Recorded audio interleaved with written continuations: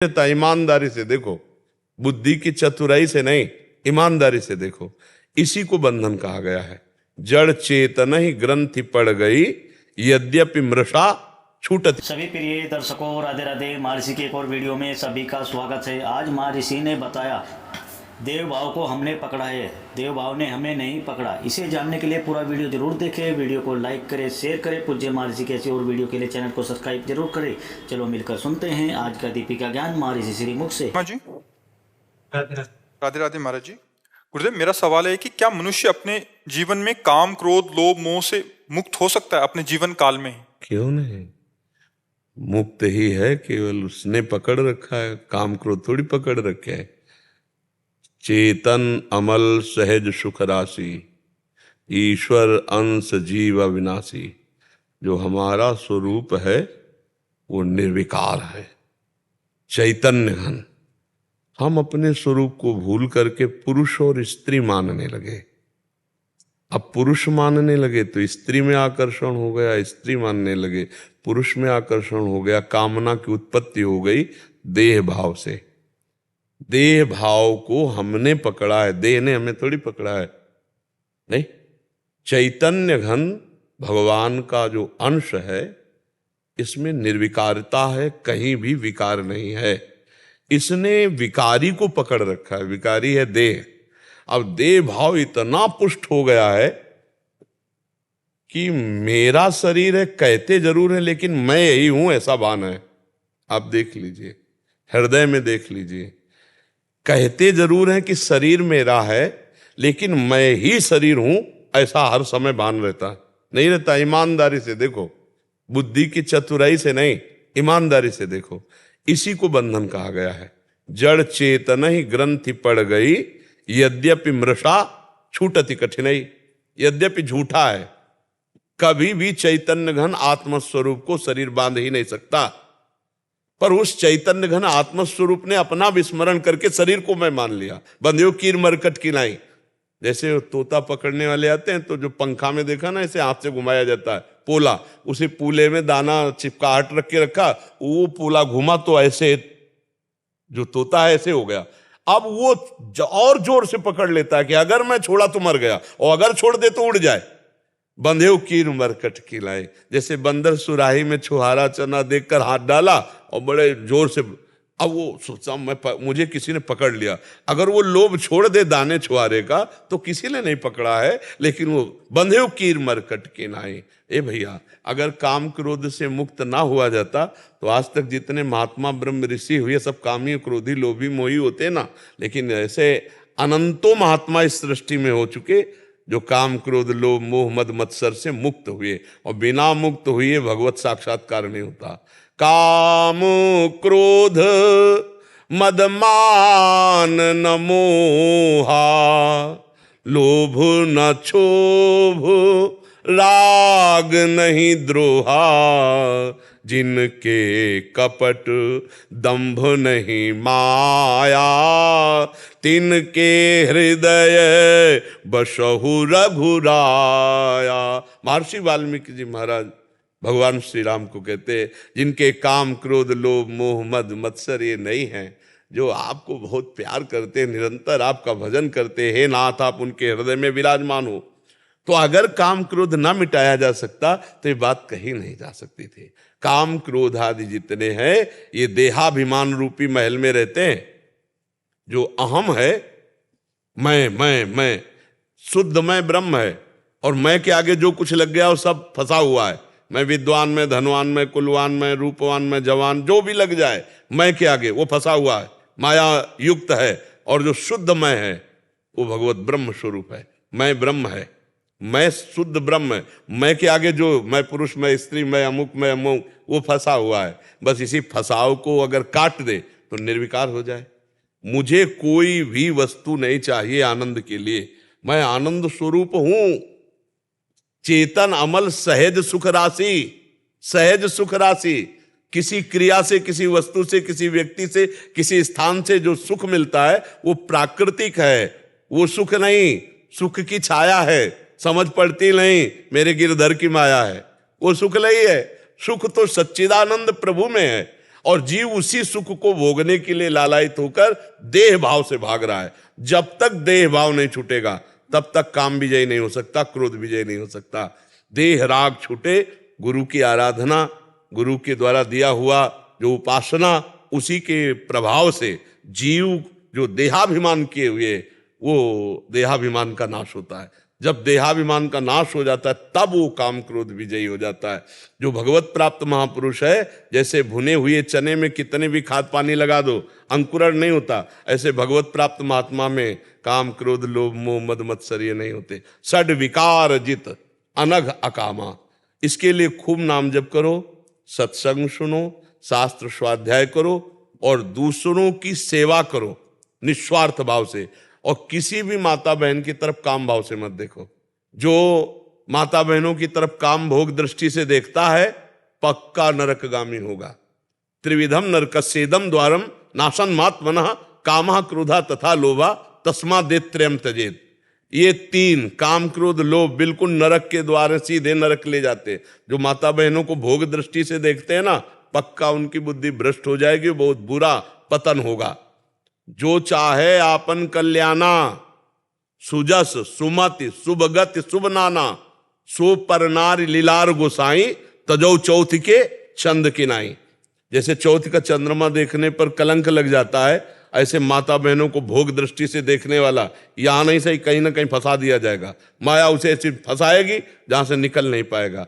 इसलिए कामादि दोष रहितम कुरु मानुषम, ये भगवान से होता है। भगवान का आश्रय लो, नाम जप करो, सत्संग सुनो, परोपकार की भावना से दूसरे की सेवा करो, हृदय शीतल होने लगेगा। जब हृदय शीतल होता है तब निर्विकारता आती। जैसे देखो, हमने कई बार कहा कि आप सुंदर सुंदर भोजन बनाओ और स्वयं पाओ, कैसा लगता है? वही भोजन किसी भूखे को पवा दो, फिर देखो कैसा लगता है। हृदय जो शीतल होगा वो परोपकार, पर हित सरिस धर्म नहीं भाई, इससे जो लाभ मिलता है। हम जब दूसरों को सुख देने की भावना करने लगते हैं तो हमारा परमार्थ पुष्ट होता है, और जब हम दूसरों से सुख भोगने की लालसा करते हैं तो हमारा परमार्थ नष्ट हो जाता है। इसीलिए हम काम विजयी नहीं हो पा रहे, क्रोध विजयी नहीं हो पा रहे, लोभ विजयी नहीं हो पा रहे, क्योंकि हम नाम जप नहीं कर रहे, हम सत्संग नहीं सुन रहे, हम परोपकार नहीं कर रहे, परहित नहीं कर रहे। इस शरीर से किए हुए पापों का नाश उसी क्षण हो जाता है जब हम निष्काम भाव से किसी असहाय की सेवा करते हैं। कोई असमर्थ है, बीमार है, वृद्ध है, पशु है, पक्षी है, और उसकी हमें सेवा मिल जाए, देखो कितना हृदय शीतल होता है। पर हम तो पाप दृष्टि रखते हैं, दूसरों के प्रति जो दृष्टि जाती है वो केवल स्वसुख वांछा, तो हम काम विजयी कैसे हो सकते हैं? इसलिए नाम जप करो, काम विजयी हुआ जा सकता है। कठिन है, असंभव नहीं, तो विजयी हुआ जा सकता है। हाँ, गुरुजनों की कृपा और भगवान का भरोसा, सब कुछ हो सकता है। और भगवान से विमुख कुछ भी हो, कोई भी हो, कुछ नहीं कर सकता। पतन नाश ही है। शास्त्राबाव अर्जुन हजारों भुजाएं प्राप्त करके और दत्तात्रेय जी महाराज से सिद्धियां प्राप्त कर लिया, लेकिन परोपकार की भावना न रही और जमदग्नि जी का अपराध कर दिया तो काट के फेंक दिया भगवान के अवतार परशुराम जी ने, और 21 बार क्षत्रियों का विनाश किया। दुष्ट राजा जो क्षत्रिय रूप में थे 21 बार विनाश किया। तो बच्चा, भगवान का बल, भगवान का भरोसा और दूसरों की सेवा, दूसरों को सुख पहुंचाने की भावना, इससे बहुत जल्दी काम विजयी हुआ जा सकता है। अपने सुख की वासना ही तो काम है, दूसरों को सुख देना ये भगवत भाव है।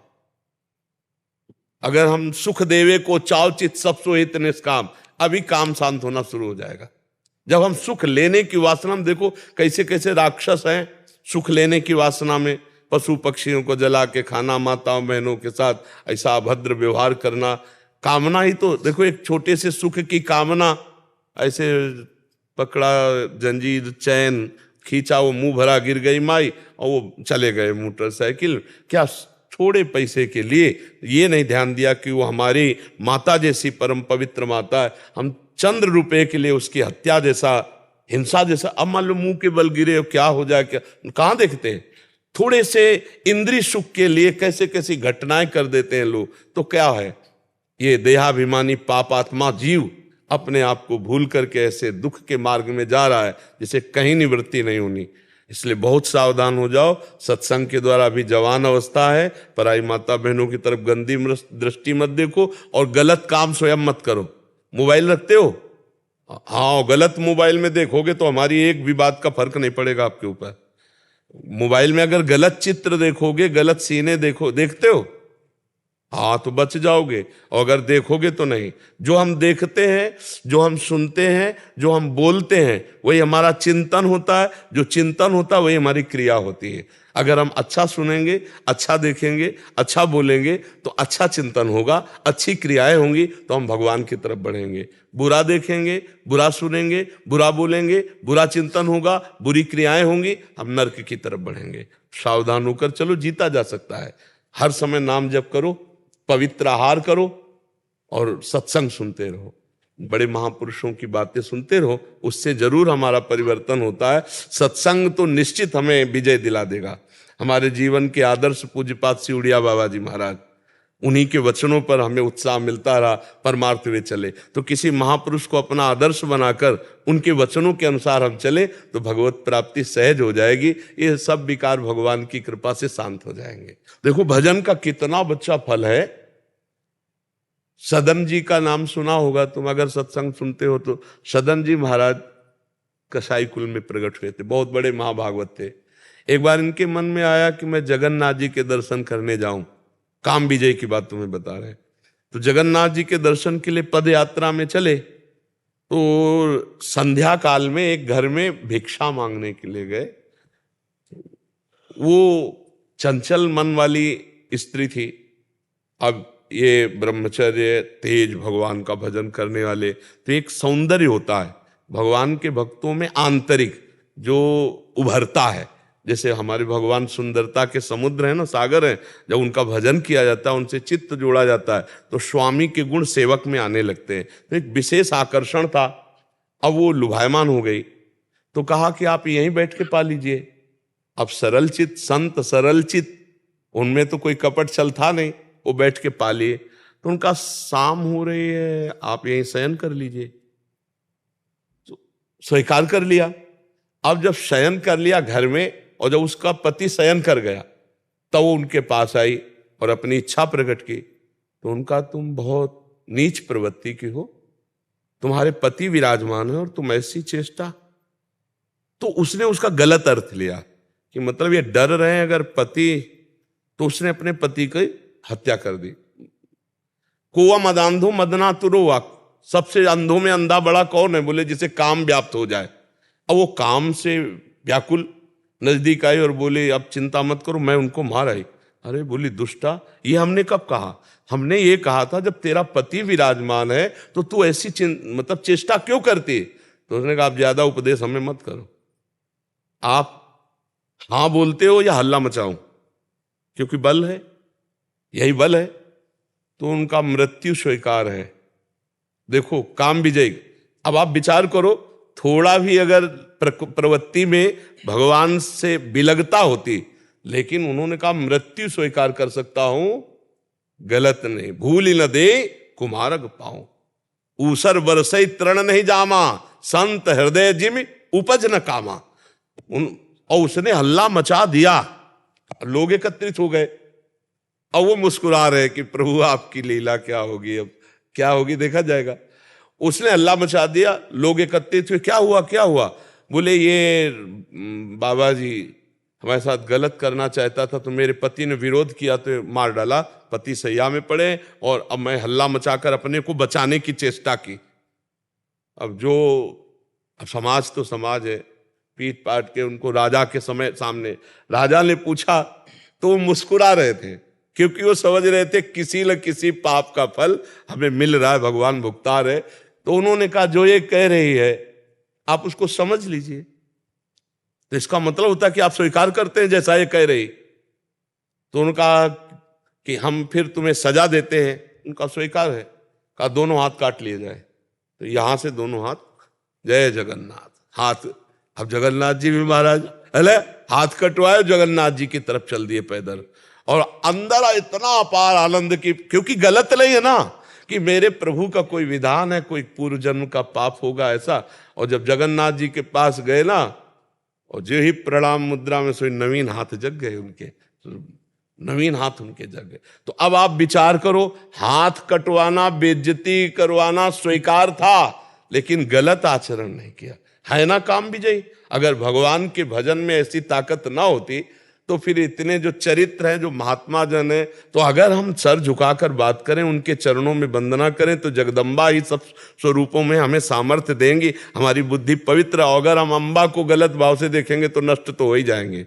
जननी सम जानह पर नारी, सब माताएं बहनें जगदम्बा का अंश है, ऐसे भाव से देखे। जिससे पाणी ग्रहण हुआ है वो धर्म पूर्वक वहां जो गृहस्थी धर्म है, अन्यथा फिर इधर उधर ना देखे तो जीत जाएगा, विषयों से जीत जाएगा। विक्रांत सिंह जी अयोध्या से। महाराज जी, बचपन से श्री हनुमान जी महाराज की वीरता एवं बुद्धिमत्ता की अनेकों कथाएं सुनते हुए उनमें अपार श्रद्धा हो गई। बचपन में जहां उनकी छवि एक सुपर हीरो की तरह रही, तो अब उन्हें अपना सदगुरु माना है। महाराज जी, अब जब हम रामचरितमानस एवं रामायण जी के विभिन्न खंडों का अध्ययन करते हैं और जब कोई ऐसा प्रसंग आता है जहां रावण द्वारा श्री हनुमान जी पर प्रहार किया जाता है या उन्हें मूर्छा आती है, तो बड़ा दुख और आश्चर्य होता है। महाराज, क्यों दुख आश्चर्य होता है? अगर हनुमान जी भगवान के भक्त हैं तो वो भी तो जय विजय पार्षद है। किसका है प्रश्न? किसका?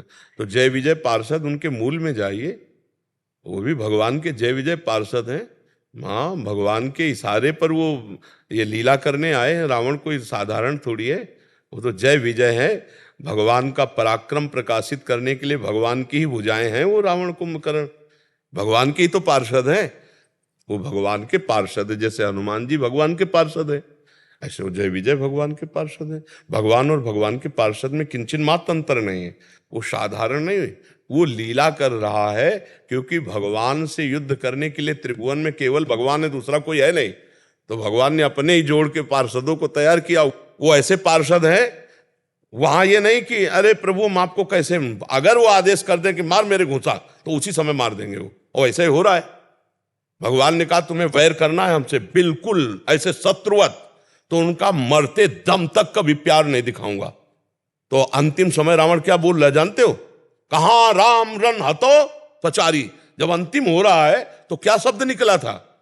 हा राम कह के नहीं, कहां राम, बोल वो भी रहा है राम, कहां राम रन हतो पचारी, क्योंकि भगवान का वचन उनका जीवन है। वो ऐसे पार्षद नहीं, भगवान के हुक्म पर वो भगवान को भी।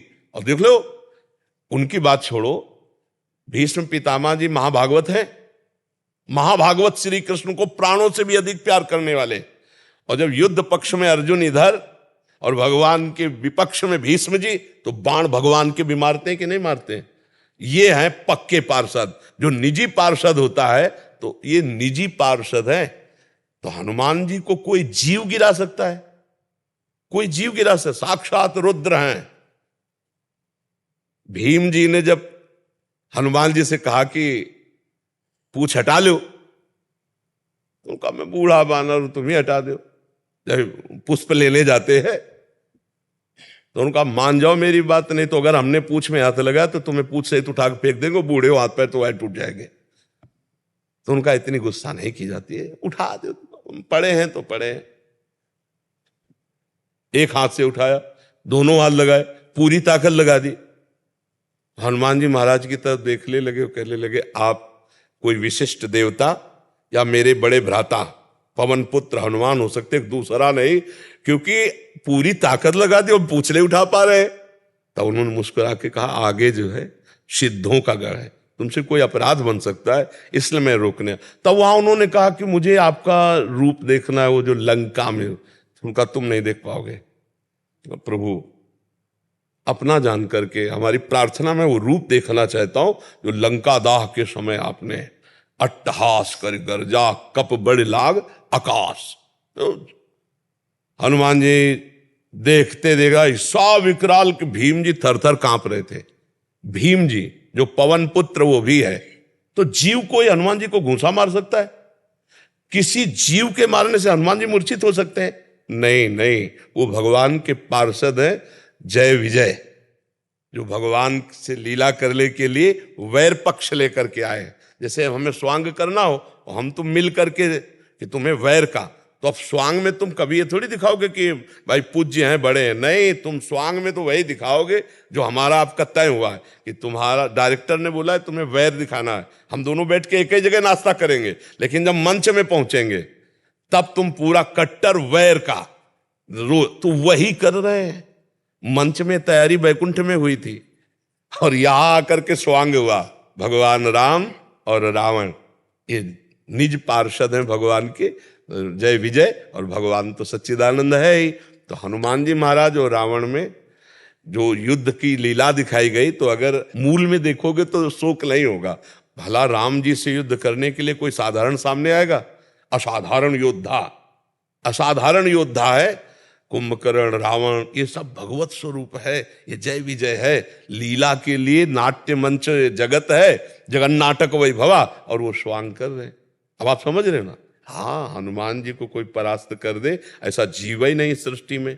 वो तो शिव स्वरूप है, तो उसी कोटि का स्वांग करने वाला कोई ऐसा कर सकता है, तो जय विजय भगवान के पार्षद है, इसलिए वहां शोक नहीं कर रहा है। अगर आरती रामायण की होती है ना, तो रावण की भी होती उसी में, नहीं होती? रामायण की आरती हो रही है तो उसमें है ना रावण। रामचरित है तो रावण चरित्र भी है कि नहीं है? राम है तो रावण का भी है ना, तो दोनों की हो रही ना आरती, एक ही की हो रही, क्योंकि नाट्य मंच पर उसी का वैभव है। जगन नाटक वैभवा, वही खेल रहा है, दूसरा कोई नहीं है।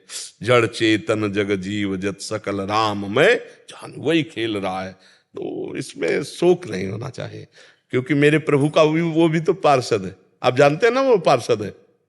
हाँ, तो बस जैसे हनुमान जी पार्षद है, जैसे वो जय विजय पार्षद है। भगवान के निज जन है, पर वैर का ऐसा दूसरा कोई नहीं कर सकता, कोई नहीं कर सकता।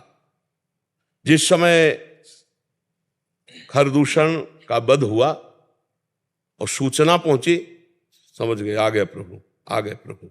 खरदूषण मोशम बलवंता, मार सके को बिनु भगवंता, आ गए प्रभु। अब बिल्कुल कट्टर रोल कर रहा है, और उस जो राम जी की बड़ाई करता तो समझ जाते कि ये हमारे पक्ष में नहीं रहेगा, बैर पक्ष का निर्वाह नहीं कर पाएगा, वही भिजवा देते।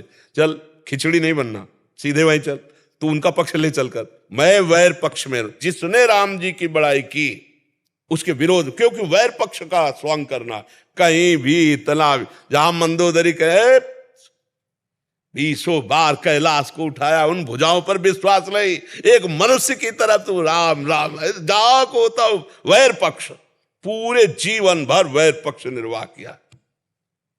जब धनुष यज्ञ में गया था ना, तो अजगौ को भगवान शिव का धनुष है, प्रणाम किया और राम जी की तरफ देखा।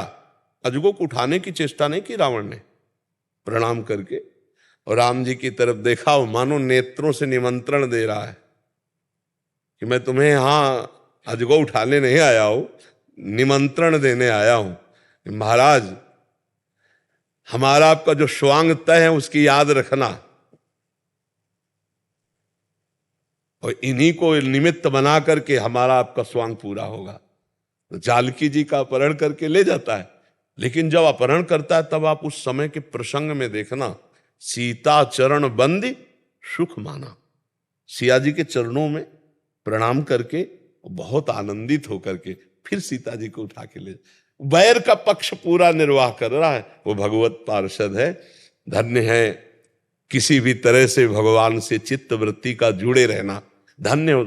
हम लोग तो ना वैर से ना प्रेम से, किसी तरह प्रभु का चिंतन नहीं, बस विषयों के चिंतन में, संसार के चिंतन, वो काम भाव से, क्रोध भाव से, लोभ भाव से, मोह भाव से, किसी भी भाव से वृत्तियां सच्चिदानंद में जुड़ जाएं तो उसे सच्चिदानंद की प्राप्ति होती है। तो भाव आपका बहुत सुंदर है, वहां दुख की कोई गुंजाइश नहीं है। लीला का परिचय पात्रों का अगर हो जाए तो आनंद आने लगे।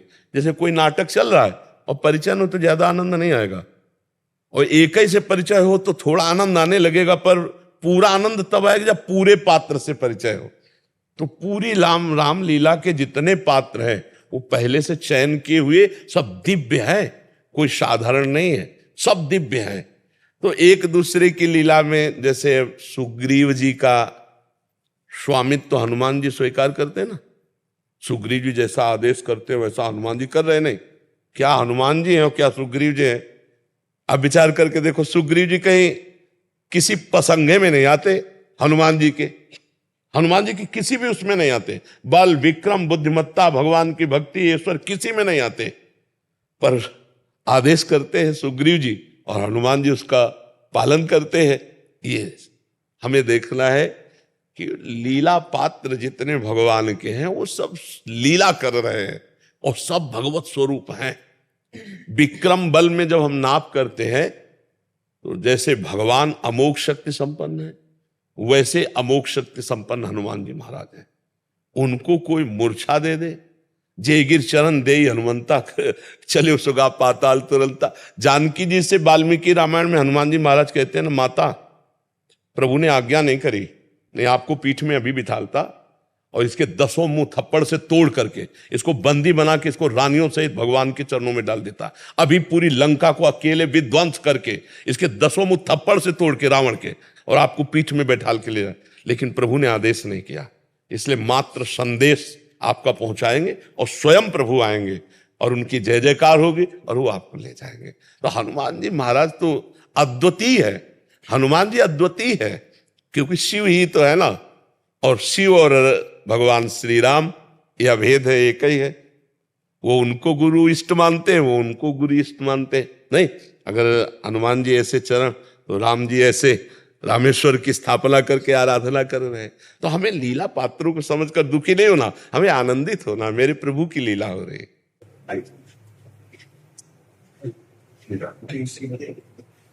दंडवत महाराज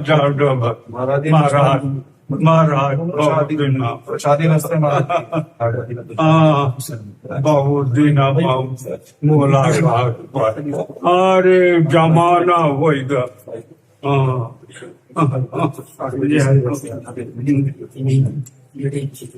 अब यह बात हमका तो बोला नहीं, अपन जाला भूल गया है। आज तब यही हो ऐसे कौनो जाने। बहुत कृपा करी, आप आए, बहुत कृपा करी। मुश्किल से पा रहे हैं। उस समय महाराज जी यौवन अवस्था में थे, लगभग यौवन अवस्था थी जब पहले दर्शन हुए थे। अरे पराने कान बच्चा थे। हाँ, पहला वास जो है यही महादेव में हुआ, जब महाराज जी पहला वास। आनंद। शशि पांडे जी, राधे राधे गुरुदेव, आपके चरणों में कोटि कोटि प्रणाम। भगवान, आप कहते हैं कि जल्दी करो, गाड़ी स्टेशन पर खड़ी है, नहीं तो छूट जाएगी। प्रभु, जबकि मेरी स्थिति घर में भविष्य जी जैसी है, जहां पर मैं घर वालों से झूठ बोलकर आती हूँ, ऐसे में मेरे मन में हमेशा उलझन बनी रहती है। बात नहीं, अंदर अंदर भजन करना खास बात है। अच्छा, घर में सब विरोधी हो और हम अंदर राधा राधा जप रहे हैं, हमें बाहरी कोई घर के विरोध में ऐसी भक्ति के लक्षण नहीं धारण करने जिससे किसी को विक्षेप हो। यह हमारा विनय पूर्वक वचन मान लीजिए। तिलक लगाना, कंठी बांधना ये सौभाग्य का विषय, पर इतना ही नहीं है भक्ति। विभीषण जी लंका में रहकर भगवान की ऐसी भक्ति गुप्त रूप से किए कि भगवान कह रहे, तुम सरीखे संत प्रिय मोरे और धरो देह नहीं आन्य हो रे। अंदर से राधा राधा राधा राधा जप रहे।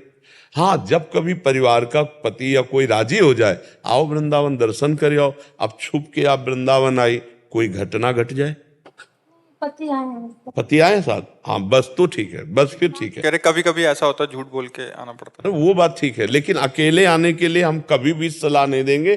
पति का सानिध्य अत्यंत आवश्यक है, पति साथ है वो कोई बात नहीं है। हाँ, और बाहरी चिन्ह तब तक न धारण करे जब तक उसका हमें अनुकूलता न मिले।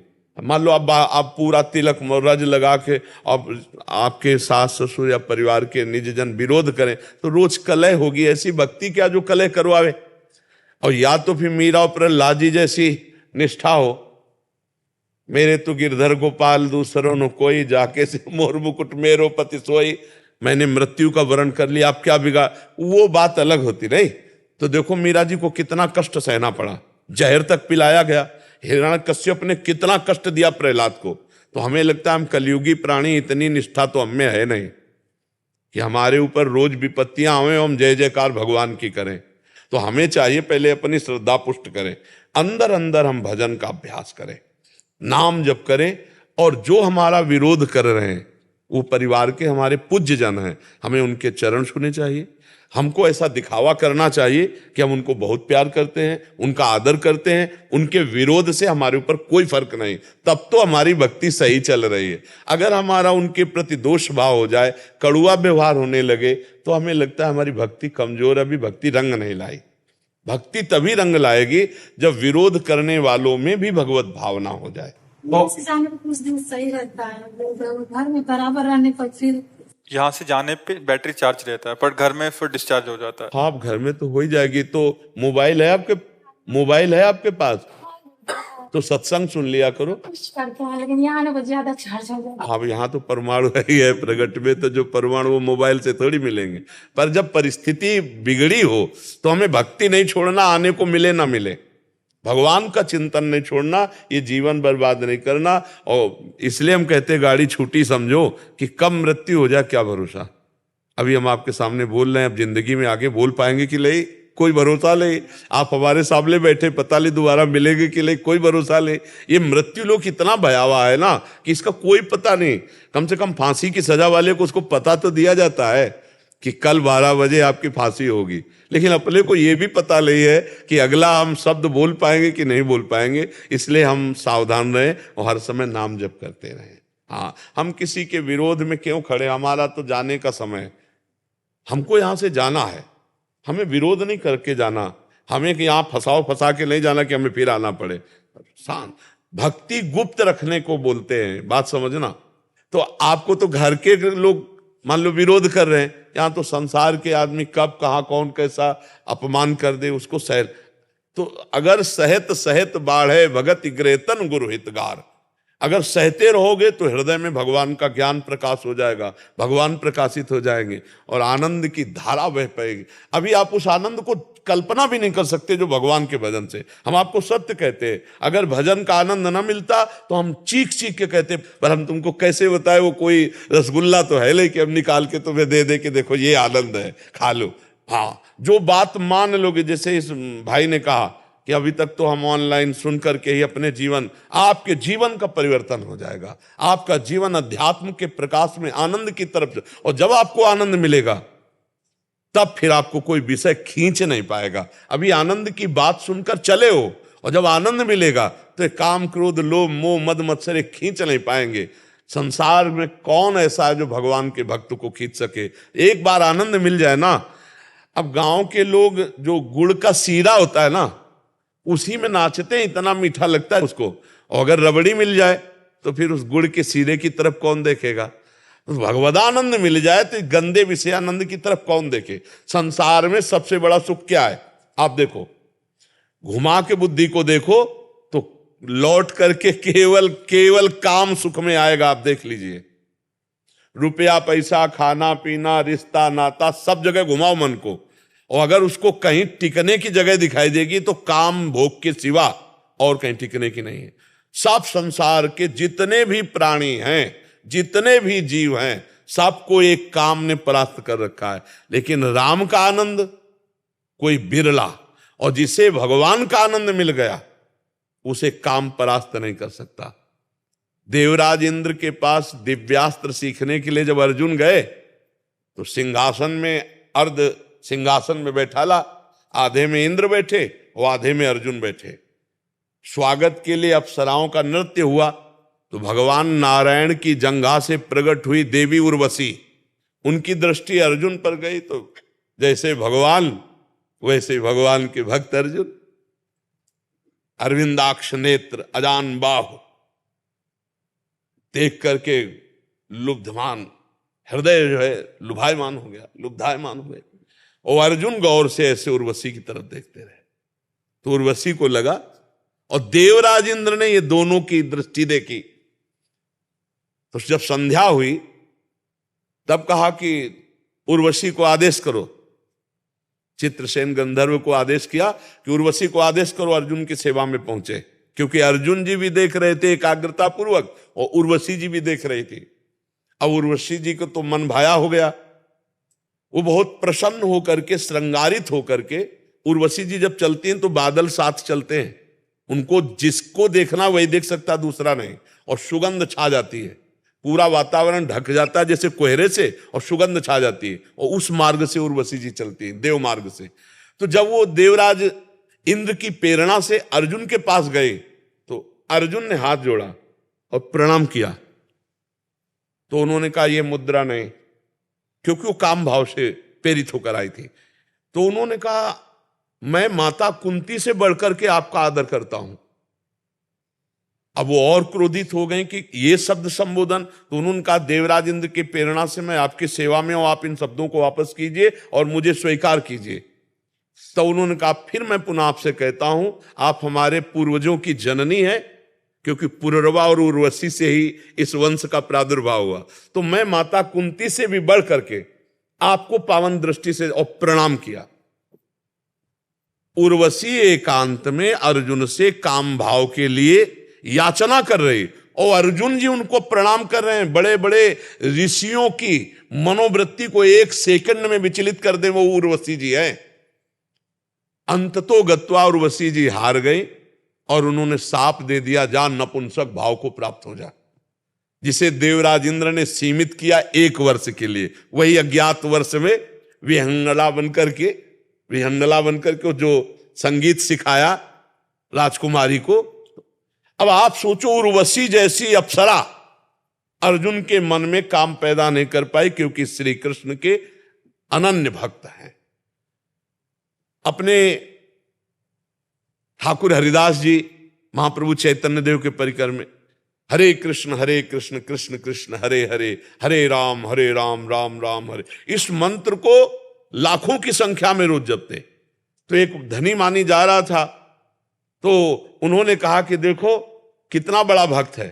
तो उस वैश्या साथ थी दो उनके, तो उनका हमारी जैसी के पल्ले नहीं पड़े, इसीलिए तो उनका जितना रुपया कहोगे तुम इनको भ्रष्ट करो। अब वो सज करके आई तो हरिदास जी भगवान नाम जप में मगन, उनकी दृष्टि गई तो दृष्टि से भगवान के भक्त पता चल गया। हरे कृष्ण बैठो, और शाम तक बैठे रहे, उनका कीर्तन नहीं बंद हुआ। दूसरे दिन तीसरे दिन आखिरकार चिल्ला के रो पड़ी कि मैं कितनी नीच हूं, क्योंकि 3 दिन नाम कीर्तन और भक्त संग। तो कहा कितनी मैं नीच हूं कि आप जैसे महाभागवत के प्रति में गंदी भावना रखी, प्रभु मेरा उद्धार कैसे होगा। बोले जपो हरे कृष्ण, इसी से तुम्हारा, उसको भगत बना दिया। वो आई थी उनकी भक्ति नष्ट करने और स्वयं भगत बनकर उसी कुटिया में भजन करने लगी। हरिदास जी वहां से चले गए। भगवान का जब आनंद मिलेगा तो ये संसार के भोग तुम्हें परास्त नहीं कर पाएंगे, और जब तक आनंद नहीं मिलता तब तक हमें थोड़ा नियम पूर्वक चलना होगा, अपनी इंद्रियों को गलत मार्ग से हटाना होगा, तभी सुख मिलेगा। भक्ति में अपार सुख है, पर वो अंदर अंदर की बात, अंदर अंदर चलाओ, खूब नाम जप करो, गंदे आचरणों से बचो, जो जहां हो वहीं आपका मंगल शुरू हो जाएगा। और जब तक नाम जप नहीं करोगे, भगवान की भक्ति नहीं करोगे, तो हमारा शब्द याद कर लो, चिंता शोक भय विषाद, इससे आप मुक्त नहीं हो सकते। चिंता शोक भय विषाद आपके अंदर छाया रहेगा, सब लोग देख लो। और जब भजन करोगे तो बड़े से बड़ा भयावह संकट आने पर भी आपको एक भरोसा रहेगा कि भगवान है, और वो पार कर देंगे, पक्का पार कर देंगे। हम अपने जीवन को देखा है, उसी के बल से कह रहे हैं, भगवान बहुत कृपालु है। तो इसलिए भगवान का आश्रय, उनका नाम जप, यही जीवन का परम मंगल। हर विषय से जीतने का बल भगवान की भक्ति, भगवान के नाम में है। रोहन सुरेलिया जी, डॉक्टर निशा। गुरुदेव आपके चरणों में कोटि कोटि प्रणाम। गुरुदेव आपकी कृपा से मैं और मेरी धर्मपत्नी अपना दिन आपके एकांतिक वार्तालाप से आरंभ करते हैं, कीर्तन से अपने दिन में आनंदित रहते हैं एवं सत्संग के एक एक स्वर्णिम शब्द को अपने जीवन में उतारने का प्रयास करते हैं। आपकी कृपा से गुरुदेव मैं एक भ्रष्ट जीव, मांस खाना, परिस्त्री गमन, दो दर्शन से आध्यात्मिक जीव बन पाया हूं, और अब हम भगवत प्राप्ति के मार्ग पर निरंतर चलने का पूरा प्रयास कर रहे हैं। महाराज जी, अभी इस मार्ग पर हम बहुत नए और छोटे हैं, फिर भी आपकी कृपा और वचनों से जो समझ आया है वो ये है कि हम भगवान का अंश है और भगवत प्राप्ति ही हमारा उद्देश्य है। इसका सबसे सरल और सीधा उपाय है इस कलयुग में नाम जप और गुरु के चरणा अमृत जूठन खाने और सेवा से ही हो सकता है। जैसे आपने बताया कि या तो गुरु भगवान कृपा से मिला देते हैं, जिसमें भगवान ही साधक को गुरु से मिलाते हैं, अथवा गुरु स्वयं बुला लेते हैं। मुझे लगता है कि हमें भी आपने ही बुलाया। कृपा करके बताइए कि आपके चरणामृत पाने, जूठन पाने और सेवा करने का अवसर कैसे प्राप्त होगा ताकि हमारा भगवत मार्ग हाँ, इसमें चरणामृत और चरण रज ये सब समाई हुई है आज्ञा के पालन में। जैसे कोई रोज चरणामृत पिए, रोज जूठन खाए और हमारे शरीर की भी सेवा करे, पर हमारी बात ना माने, हमारी आज्ञा ना माने, तो विशेष लाभ नहीं होगा। कल्याण तो होगा, कल्याण तो होगा क्योंकि सानिध्य में है, उच्छिष्ट पा रहा है, चरणामृत पा रहा है, तो अधोगति को तो प्राप्त नहीं होगा, पर अध्यात्म की ऊंचाई पर नहीं चढ़ पाएगा। अध्यात्म की ऊंचाई पर एक दूर देश में रहता है, बिल्कुल चरणामृत नहीं मिला है, बिल्कुल चरण रज नहीं मिली, बिल्कुल चरण सेवा नहीं मिली, पर वो आज्ञा पर चल रहा है, तो वो उससे ज्यादा आध्यात्मिक ऊंचाई पर पहुंच जाएगा। हमें लगता है आज्ञा समन सुसाहिब सेवा, आज्ञा का पालन करना अपने साहब की इससे बड़ी और कोई सेवा नहीं हो सकती। तो हमारी सबके लिए यही प्रार्थना रहती है कि यदि हम प्रभु का नाम जप करें और प्रभु के आश्रित होकर के गंदे आचरण छोड़ दें तो हमारा इसी जन्म में मंगल हो जाएगा। देखो, एक होता है साधन करना और एक होता है कृपा से साधना में प्रवेश पाना। एक अहम से साधना होती है और एक कृपा से होती है। कृपा वाली जो साधना होती है वो पारसमणि और लोहे के स्पर्श का चमत्कार करती है। इतनी जल्दी परिवर्तन जो होता है वो कृपा से होता है। जैसे लोहा कभी सोना नहीं बन सकता, लेकिन पारसमणि छू जाए तो सेकंड में सोना बन जाए। तो बहुत जन्मों का हमारा मलिन मन इस जन्म में भी मलिन आचरण करने वाला और वचन छू गया, शरीर तो जैसे ये भाई कह रहे मैं अभी आया हूं, सुधार हमारा पहले हो गया, तो वचन छू गया ना, मलिन मन में वचन रूपी पारसमणि छू गई तो परिवर्तन शुरू हो गया। और यदि हम उसी वचन को पकड़ ले तो हम पारसमणि ही बन जाएंगे, सोना ही नहीं, सीधे पारसमणि। क्योंकि संत आप उस शरीर से चाहें सब कीन्हा, वो अपने समान सबको बनाना चाहते हैं कि सब भगवत प्राप्त हो जाए, सब आनंद में हो। तो मुझे लगता है अगर आज्ञा पालन की जाए तो इस सबसे बड़ी सेवा हो जाएगी। और देखो, उच्छिष्टामृत, अब हम जीवन राधा नाम को समर्पित किए हैं, राधा राधा जपते हैं, राधा राधा राधा, तो संतों का उच्छिष्ट क्यों मांगा जाता है? क्योंकि वो मुख से नाम जप करते हैं और उसी मुख से जब हमें देंगे तो नाम जप के परमाणु हमारे अंदर आ जाएंगे और हमारी नाम जप में प्रीति हो जाएगी। तो भोजन तो दो चार कवल चबा करके फिर ली जाया जाता है, लेकिन राधा नाम या कृष्ण नाम या हरि नाम तो जीवन भर हम चबा रहे हैं उसे। और हम आपसे बोले कि राधा राधा रटो, क्या इससे बड़ा कोई उच्छिष्ट हो सकता है? जो हर समय रात दिन पा रहे हैं वो दे रहे हैं उच्छिष्ट। और चरण रज वृंदावन की कोई भी रज उठा लो, कण कहीं से भी, वो सब महापुरुषों की चरण रज है, प्रिया प्रीतम से लेकर अभी तक, समझ रहे ना। और कुंडों का किसी भी का भी जल ले लो, जैसे राधा कुंड है, मानसी गंगा है, मानस सरोवर है, इनमें हर महात्मा स्नान करता है, सबका चरणामृत मिल जाएगा। सबका चरणामृत, वृंदावन की रज और गुरुदेव की आज्ञा, उनके द्वारा दिया हुआ नाम मंत्र और उपासना, पक्का इससे भगवत प्राप्ति हो जाएगी। कहीं भटकने की जरूरत नहीं है कि हम चरणामृत के लिए कोशिश करें। किसी भी कुंड का जल ले लो, मतलब सैकड़ों वर्ष पुराना चरणामृत मिलेगा। सब संत जितने भजनानंदी हैं, जिनके आप दर्शन भी नहीं कर सकते, वो भी सब स्नान करते हैं। कुंड का जल ले लिया, वृंदावन की रज ले ली और आज्ञा का पालन किया, इसी से सब मंगल हो जाएगा। कुछ भटकने की, इधर उधर भागने की जरूरत नहीं। और सबसे बड़ी बात होता भरोसा। अगर भरोसा दृढ़ है तो हमारा और आपका जो संबंध है वो श्री जी से है। हमारे और आपके बीच के भरोसे में श्री जी हैं, वो मंगल करते हैं। आप समझना, आपका भजन कमजोर है, हमारा आपका मिलन भी नहीं हो पा रहा है, लेकिन आपने मान लिया है, अपना मान लिया है, तो तो इस अपनेपन के बीच में श्री जी हैं, क्योंकि हम प्रभु के हैं ना, इसीलिए आपने अपना माना। वो प्रभु आपका कल्याण करेंगे, वो आपको जानते हैं, वो हर समय आपको देख रहे हैं, वो आपको संभालेंगे, वो आपका मंगल करेंगे। आप बस नाम जप कीजिए विश्वास पूर्वक जी। Udit Chandra ji, advocate, high court. Radha Vallabh Shri Harivansh Maharaj ji, आपको ऑनलाइन देखकर ही मुझको बहुत ताकत मिलती है और आज तक आपके साक्षात दर्शन नहीं हो पाए थे। महाराज जी, मेरा प्रश्न है कि आपके वीडियो देखने और अच्छी अच्छी बातें सुनने बहुत अच्छे लगता है, लेकिन जब जीवन में कष्ट आता है और या रोजमर्रा की जिंदगी में वो ज्ञान फॉलो नहीं कर पाते और छोटे छोटे लाभ के लिए सारी कही हुई बातें भूल जाते हैं। अतः आपसे प्रार्थना है कि मार्गदर्शन करें कि इसमें दृढ़ निश्चय उन बातों को धारण करने के लिए दृढ़ कैसे। निश्चय नाम बल से होता है। श्री हरिवंश नाम बल लहो, अपने मन भाई सब कहो, रहो शरण हरिवंश की। जैसे हमें जानकारी है कि हमको ये करना चाहिए और ये नहीं करना चाहिए, पर हम सुख की लालसा से इतना परास्त हो जाते हैं कि जो नहीं करना चाहिए वो कर बैठते हैं और जो करना चाहिए वो नहीं कर पाते हैं। तो इसकी पूर्ति के लिए हमें बल चाहिए, अध्यात्म बल, और अध्यात्म बल मिलता है नाम जप से। जितना अधिक नाम जप करेंगे उतना ही आपके अंदर ये बल आएगा कि जो नहीं करना है वो नहीं करना है और जो करना है वो करना है। ये नाम जप से आएगा। अगर भगवान का नाम जप नहीं किया गया तो ऐसे आपको विद्वान बहुत मिलेंगे जो शास्त्रों का ज्ञान है पर उसके अनुसार नहीं चलते।